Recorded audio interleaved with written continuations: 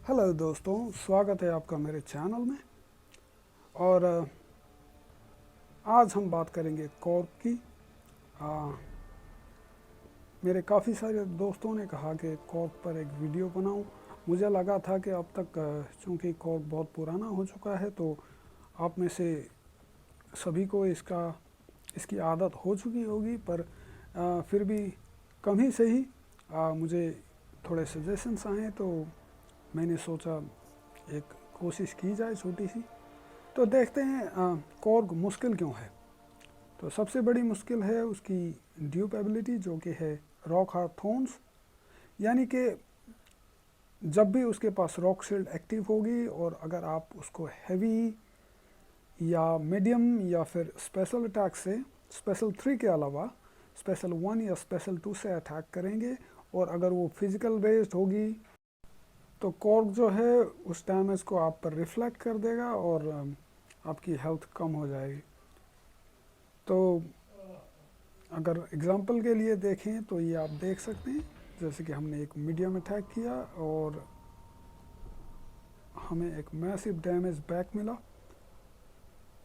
तो कुछ काउंटर्स हैं जो इसे काउंटर कर सकते हैं, जैसे कि अगर आप लाइट अटैक करें सिर्फ तो आपको कोई डैमेज बैक नहीं फेस करना होगा। जैसे कि आप देख सकते हैं हम स्टार लॉर्ड को यूज़ कर रहे हैं जो कि फिजिकल डैमेज है, कॉन्टैक्ट बेस है, पर फिर भी हमें कोई डैमेज बैक नहीं मिल रहा। अगर आपको इसमें मुश्किल होगी तो और फार्मूलाज में आप यूज़ कर सकते हैं एनर्जी बेस्ड अटैक्स, जैसे कि हो गया हैवक। हैवक के मीडियम और हैवी अटैक्स जो हैं वो एनर्जी बेस्ड हैं, यानी कि फिजिकल बेस्ड नहीं है। आप यूज़ कर सकते हैं मैग्नीटो, जिसके सारे अटैक्स जो हैं एनर्जी बेस्ड हैं। उसके अलावा आप non contact medium attacks use कर सकते हैं, जैसे कि हो गया ओमेगा रेड, जिसके मीडियम अटैक्स जो हैं वो टेंटिकल से होते हैं, यानी कि फिजिकल कॉन्टैक्ट नहीं होता। इसका मतलब है आपको डैमेज बैक नहीं आएगा। या फिर आप उसके हैवी और स्पेशल 2 अटैक भी जो है नॉन कॉन्टैक्ट बेस्ड हैं, उसके वजह से जो है आपको डैमेज रिफ्लेक्ट नहीं होगा। लेकिन ख्याल रखें कि आप SP1 ना यूज़ करें, क्योंकि उससे थोड़ा डैमेज रिफ्लेक्ट होता है। या फिर आप यूज़ कर सकते हैं क्विक। बस याद रखें कि आप ब्लॉक नहीं कर सकते, क्योंकि 2 बार आप डेक्सटेरिटी यूज़ करने के बाद जो है कॉर्क अनब्लॉकेबल हो जाएगा। उसके अलावा न्यूली बफ्ड फैल्कन, जो रेड विंग उसकी एबिलिटी है, उसके वजह से अगर आप लॉकडाउन एक्टिव कर पाएँ तो आप इस एबिलिटी को बाईपास कर सकते हैं। या फिर आप यूज़ कर सकते हैं मैक्स सिग नेमोर। तो आप ध्यान रखें कि सिग्नेचर मैक्स हों। तो अगर मैक्स सिग होगा तो नेमोर हर उस रिफ्लेक्शन को वापस कॉर्क की तरफ कर देगा, जिससे कि दुगना डैमेज जो है कॉर्क पर जाएगा और आप पर कोई भी डैमेज रिफ्लेक्ट नहीं होगा। नेक्स्ट पार्ट में लिखा है कि जब रॉक शील्ड एक्टिव होगा तो कॉर्क कोई भी डिबफ प्यूरीफाई कर सकता है और साथ में एक रॉक शील्ड चार्ज गेन भी कर सकता है, जिसमें पेरी स्टन भी आता है, जिसके वजह से जो है आप कंसिस्टेंटली कॉर्क को पेरी नहीं कर पाएंगे। और जब आप पेरी करने की कोशिश करेंगे तो उसके सिग लेवल पे डिपेंड करते हुए वो प्यूरीफाई कर सकता है उस पेरी को और आपको काउंटर अटैक कर सकता है। और साथ में उससे भी बुरी चीज़, उसे वो एक और रॉक चार्ज जो है गेन कर सकता है, जिससे कि ये फाइट में मुश्किल और भी बढ़ सकती है। जैसे कि आप देख सकते हैं वो हमारे पेरी को बार बार प्यूरीफाई कर रहा है और साथ में उसके रॉक स्टैक्स बढ़ भी जा रहे हैं, तो ये मुश्किल आ सकती है। पर 2 एक चैम्पियंस हैं जो कि इसे काउंटर कर सकते हैं, जैसे कि हो गया एपोकैलिप्स और हो गई प्रॉक्सिमा मिडनाइट। तो हम पहले देखते हैं एपोकैलिप्स, जो कि एनिमी की प्यूरीफाई एबिलिटी को 100% जो है रिड्यूस कर सकता है। अगर इन्हेंस्ड एबिलिटी नोड में अगर डिफेंडर ना हो तो आप कंसिस्टेंटली कॉर्क को पैरी कर सकते हैं यूजिंग एपोकैलिप्स। या फिर आप प्रॉक्सिमा मिडनाइट को भी यूज़ कर सकते हैं, जो कि कंसिस्टेंटली कॉर्क को पैरी स्टन कर सकती है। और अगर आप बहुत फास्ट हुए तो आप पैरी के बाद मीडियम से भी अटैक कर सकते हैं, कोई भी डैमेज रिफ्लेक्ट नहीं होगा, लेकिन ध्यान रखें वो आधे सेकंड्स के अंदर होना ज़रूरी है। उसके अलावा जो दूसरा प्रॉब्लम है वो है क्राउड एक्साइटमेंट, जो कि सिमिलर है हल्क रैग्नारॉक के साथ। कॉग जो है 3 तरीके से अपने क्राउड एक्साइटमेंट को गेन करता है। एक हो गया जब आप उसको ब्लॉक पे अटैक करेंगे, जब आप इवेड या डेक्सटेरिटी करेंगे, या फिर जब वो SP3 लॉन्च करेगा। तो पहले हम देखते हैं, जब भी हम ब्लॉक पे अटैक करेंगे, हर ब्लॉक हिट के साथ वो एक क्राउड एक्साइटमेंट गेन करेगा, जो कि मैक्सिमम 6 तक वो कर सकता है।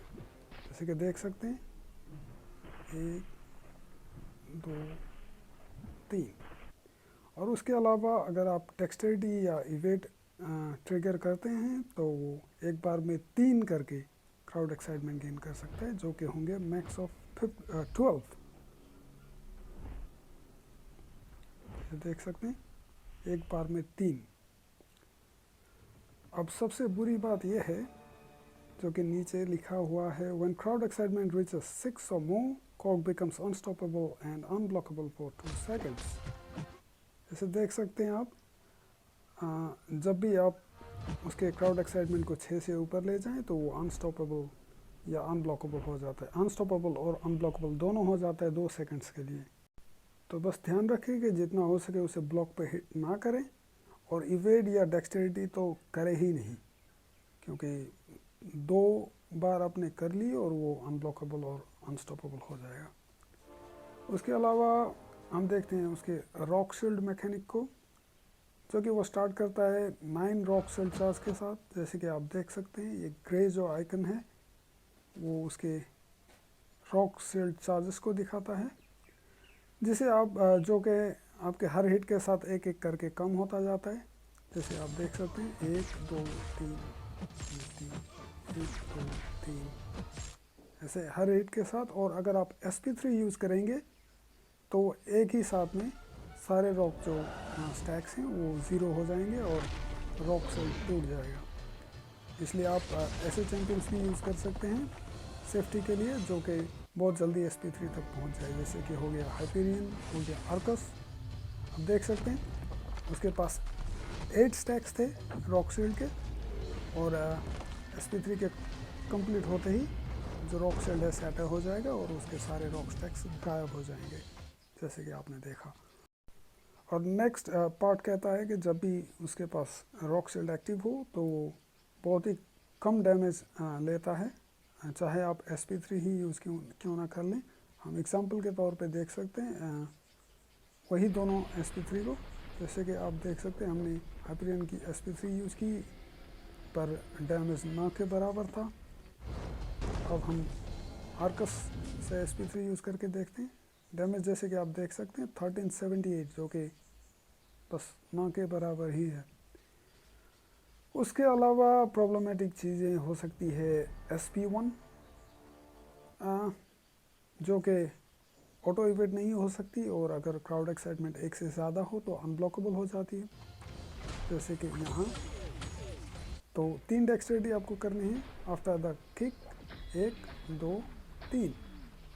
और उसके लिए क्लू है, जब भी उसका पैर ज़मीन से टकराए साथ ही आपको इवेट करना है पहला, और साथ ही साथ 2 और अगर रॉक शील्ड एक्टिव ना हो तो आप काउंटर अटैक कर सकते हैं, नहीं तो आपको वेट करना होगा जब तक, क्योंकि आप दूर से लाइट अटैक तो कर नहीं सकेंगे, तो आपको वेट करना होगा।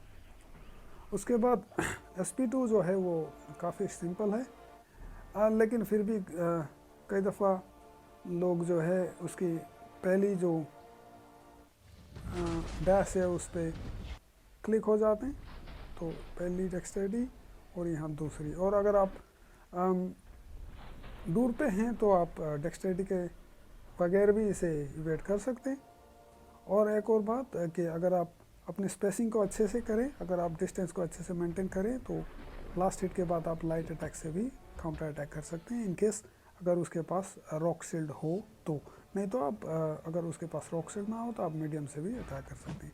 इसके अलावा आप यूज़ कर सकते हैं कुछ टेक्निक, जैसे कि हो गया सैलो इवेट। ये जैसे आप देख रहे हैं, इस पर आपको करना क्या है कि आपको उसके डैश अटैक को एंटीसिपेट करना है। जब भी वो डैश अटैक स्टार्ट करते ही आपको डैश बैक करना है, इवेट करना है, लेकिन ध्यान रखना है कि डेक्सटेरिटी ट्रिगर ना हो, नहीं तो वो फिर से अनस्टॉपेबल और अनब्लॉकेबल हो सका है। जैसे कि आप देख सकते हैं हमने एंटीसिपेट की और इवेट करते हुए ध्यान रखा कि डेक्सटेरिटी ट्रिगर ना हो। इसके अलावा आप घोस्ट को भी यूज़ कर सकते हैं जो कि कॉर्क के लिए बहुत अच्छी काउंटर है।